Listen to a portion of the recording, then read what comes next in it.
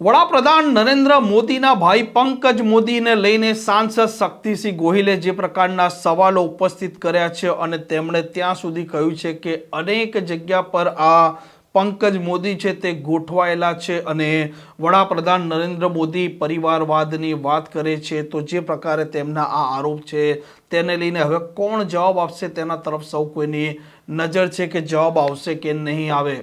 વૈષ્ણવજન તો તેને કહીએ જે પીડ પરાઈ જાનાને રે।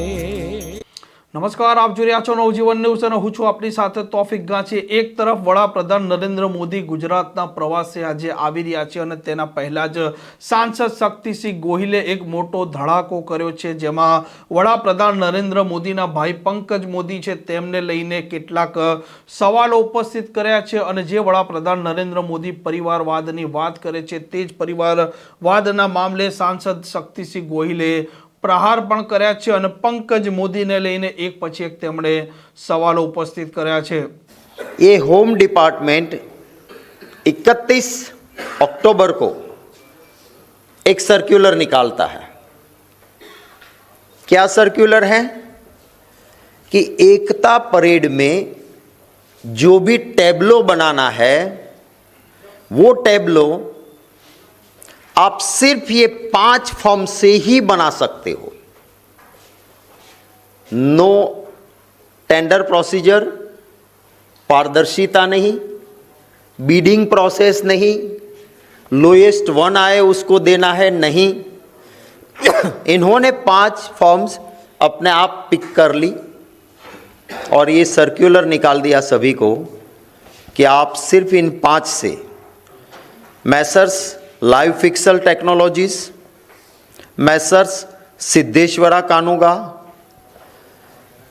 Messrs Visha Kanuga, Messrs Sushant Khedkar, Messrs smart graph art advertising, ये 5 के अलावा किसी से आप टैब्लो नहीं बना सकते हो और टेंडर प्रोसीजर की ज़रूरत नहीं है। ये 5 को कैसे सिलेक्ट किए, इसके लिए कोई ना टेंडर इनवाइट किए गए ना किसी से बीड मंगवाया गया, ऐसे 5 नाम। और ऐसा क्यों करते हैं तो कह रहे हैं अपने सर्कुलर में कि ऐसा इसलिए करना पड़ता है कंसिडरिंग दी पॉसिटी ऑफ टाइम, माने हमारे पास वक्त नहीं है, जल्दबाजी है, इसलिए टेंडर की ज़रूरत नहीं है।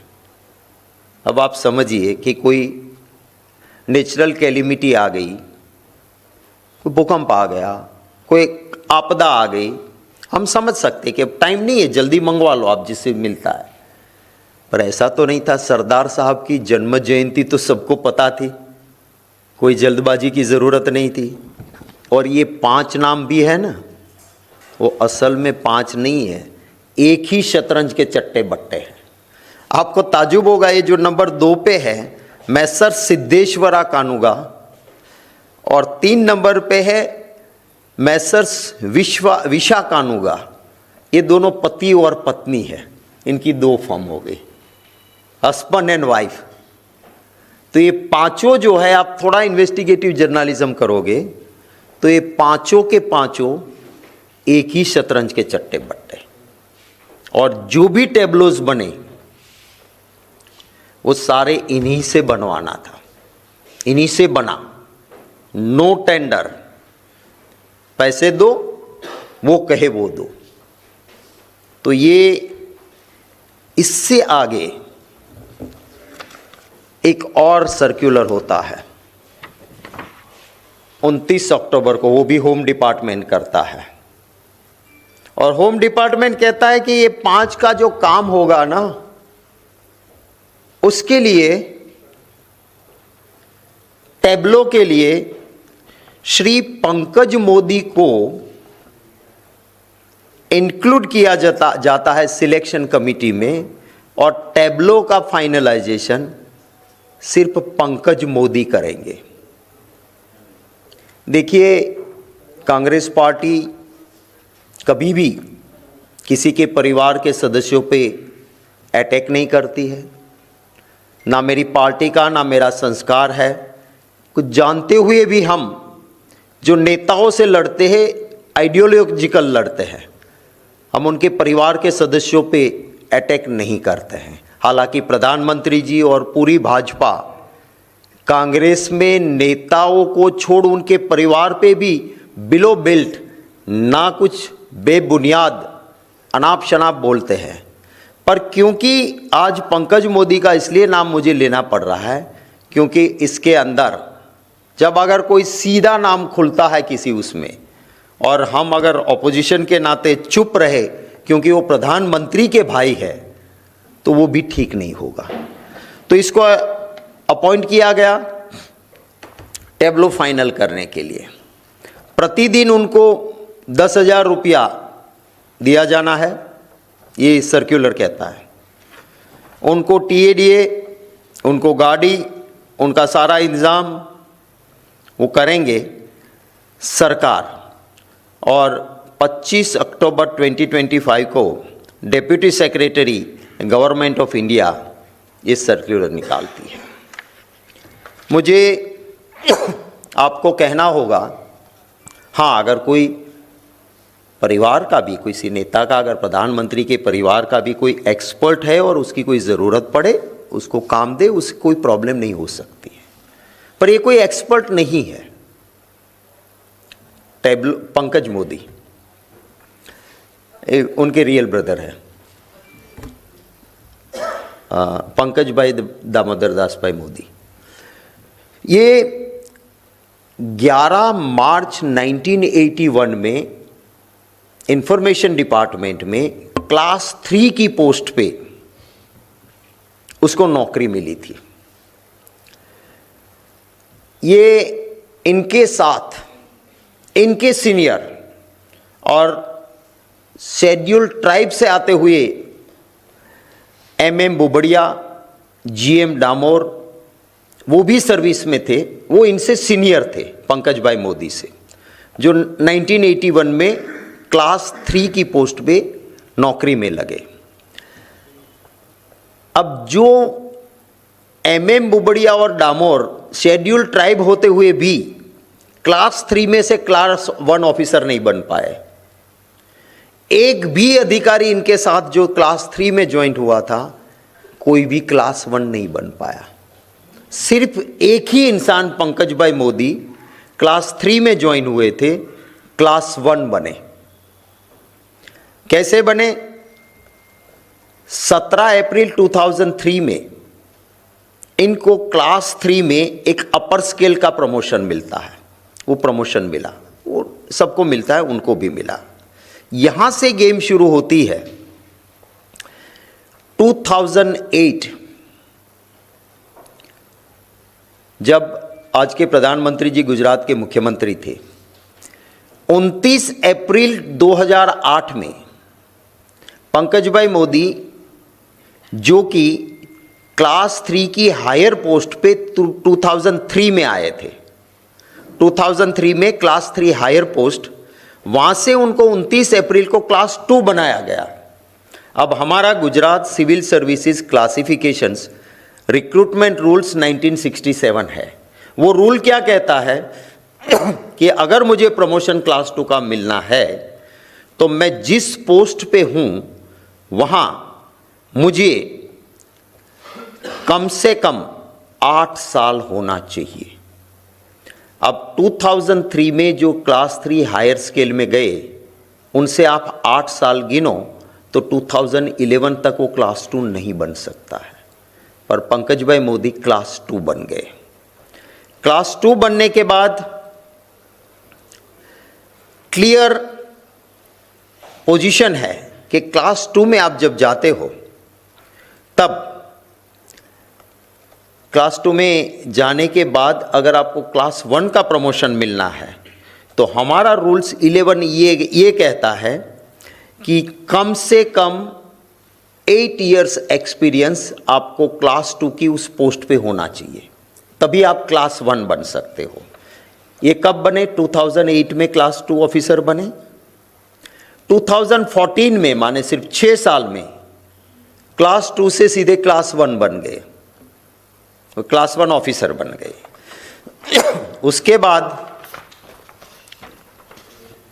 जैसे एज के आधार पे सबको रिटायरमेंट आता है, 2016 में पंकज भाई मोदी इंफॉर्मेशन डिपार्टमेंट के मेन क्लास 1 की पोस्ट और किसको कितनी इश्तिहार देनी है नहीं देनी है उसके इंचार्ज बने, और 2016 में उसकी एज हो गई, रिटायर होना था।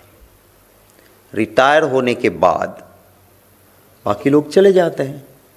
एक प्रोविज़न है कि अगर जिस जगह से आप रिटायर हो रहे हो वहाँ प्रमोशन से कोई जगह भरी नहीं गई है, वहाँ के लिए कोई ऑफिसर उपलब्ध नहीं है, तो नई रिक्रूटमेंट आए या कोई प्रमोशन से वहाँ आए, तब तक आपको मैक्सिमम 6 महीने तक कॉन्ट्रैक्ट बेस्ड रीअपॉइंटमेंट मिलती है।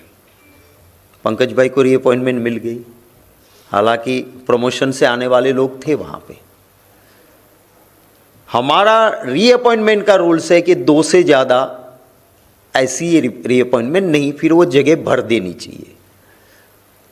16 से लेके बरसों तक वो जगह नहीं भरी गई। यही आदमी जो रिटायर हो गए हैं उसी टेबल पे उसी जगह पे, हमारे रूल्स कहते हैं कि रिटायरमेंट के बाद अगर रीअपॉइंटमेंट भी देते हो तो उसी जगह नहीं देना चाहिए जिस जगह का जो काम था उस टेबल से हटाना चाहिए। बरसों तक रहे। जब जाके कुछ अधिकारियों ने कहा कि अब हम हाईकोर्ट में जाएंगे, गलत हो रहा है, तब कुछ महीने पहले उन्होंने वह पद छोड़ा और क्लास 3 में जो थे वो क्लास 1 बने। उनके साथ भर्ती हुआ एक भी आदमी शेड्यूल ट्राइब या शेड्यूल कास्ट, मैंने आपको नाम दिए, वो ST और SC होते हुए भी वो क्लास 1 नहीं बन पाए। सिर्फ एक आदमी क्लास 3 से क्लास 1 बना, और वो अब जब वो पद छोड़ा है तो भारत सरकार इसको टेब्लो एक्सपर्ट मानती है और उसको पर दिन 10,000 से वहाँ काम दिया गया। ये 5 फर्म जो चुने गए, ये 5 कंपनीज को ही टेब्लो का ऑर्डर देना था। ये 5 के मेरे सवाल अब ये है कि ये 5 पार्टीज आपने चयन की तो उसके आधार क्या थे, आपने कैसे 5 पकड़े? ऐसा काम करने वाले देश में बहुत सारे लोग थे। दूसरा मेरा सवाल है कि आपने ये सारा गफला करने के लिए वर्ड यूज़ किया है पैसिटी ऑफ टाइम, माने हमारे पास वक्त की पाबंदी थी तो हम टेंडर नहीं मंगवा रहे हैं और सीधा ये 5 नाम तय करते हैं। तो मेरा ये सवाल है कि पैसिटी ऑफ टाइम कैसे हो सकता है, क्योंकि ये पॉसिटी ऑफ टाइम तब आता है जब कोई नेचुरल कैलिब्रेशन, सरदार साहब की जन्म जयंती 150वीं जन्म जयंती सबको पता है, 1 साल से प्लानिंग चल रही थी, तो 1 साल में आप टेंडर नहीं मंगवा सकते थे। तीसरा मेरा सवाल है कि इसमें से एक तो पति पत्नी है, तो आपको फेयर डीलिंग करना था तो 5 चयन किए, उसमें से पति और पत्नी क्यों चयन किया? मेरा चौथा सवाल है कि देश में टेब्लो के लिए डिज़ाइन, जानकारी, एक्सपर्ट सारे लोग होते हुए भी एक इंसान जो क्लास 3 में भर्ती हुए थे और इंफॉर्मेशन डिपार्टमेंट के सरकारी नौकर रहे, उसको आपने अथॉरिटी कैसे बना दिया कि वो टेब्लो के लिए फाइनल अथॉरिटी बनेंगे और 10,000 रुपया पर डे उनको दिया जाएगा? तो ये मेरे कुछ सवाल थे।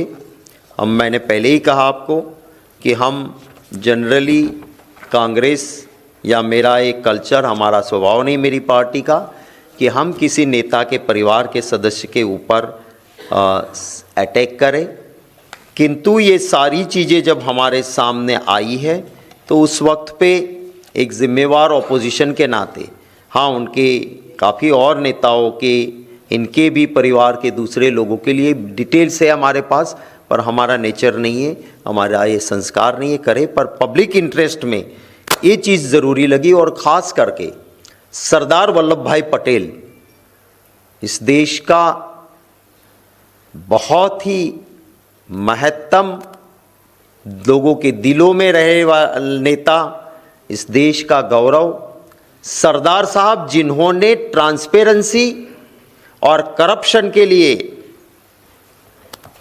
इतना एक बेहतरीन अपना इमेज बनाया कि महात्मा गांधी जी ने भी कहा था कि कोई भी सरदार के हाथ से निकले हुए काम में भ्रष्टाचार की कहीं दूर तक छोटी सी भी चूं या चा नहीं हो सकती है। ऐसे सरदार साहब की जन्म जयंती के टैबलो में इतना बड़ा जब घपला हुआ है तो वो बात मैंने आपके सामने रखी है। આ પ્રકારના સમાચાર માટે નવજીવન ન્યૂઝ ચેનલને લાઇક શેર અને સબસ્ક્રાઇબ કરવાનું ભૂલતા નહીં. નમસ્કાર.